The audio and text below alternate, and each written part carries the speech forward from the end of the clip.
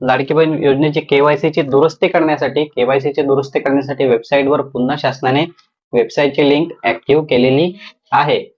केवायसीची चुकी झाल्यामुळे जुनी केवायसी चुकल्यामुळे जे आहे ते नोव्हेंबर डिसेंबर महिन्याचा लाभ बंद केला होता. त्यानंतर शासनाने पुन्हा केवायसी करण्याची आता संधी दिलेली आहे. पण आता जर तुमची केवायसी चुकली तर काय होईल?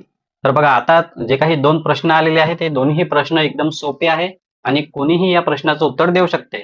पहिला प्रश्न दिलेला आहे की तुमच्या कुटुंबामध्ये कोणी सरकारी नोकरीवर, स्थानिक स्वराज्य संस्थांमध्ये, भारत सरकार यांच्या कोणत्या विभागामध्ये कार्यरत म्हटलेलं आहे? कार्यरत तर नाही.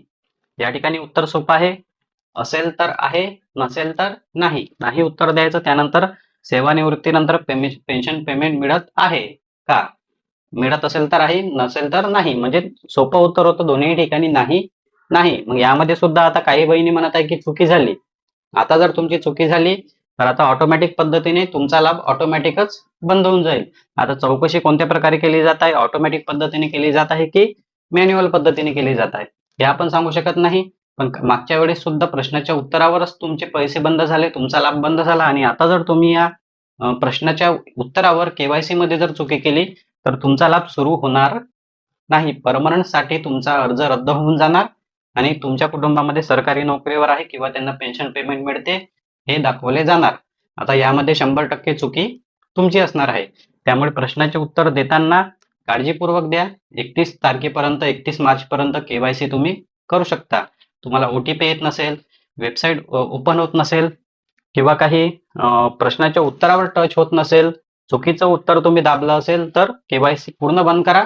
पुन्हा स्टार्टिंग पासून केवायसी सुरू करा आणि योग्य पर्याय निवडून केवायसी पूर्ण करा. आता जर तुमची केवायसी चुकली तर तुमची केवायसी डायरेक्ट रद्द होईल, तुमचा अर्ज रद्द होईल. परमनंट साठी तुमचा अर्ज रद्द केला जाईल.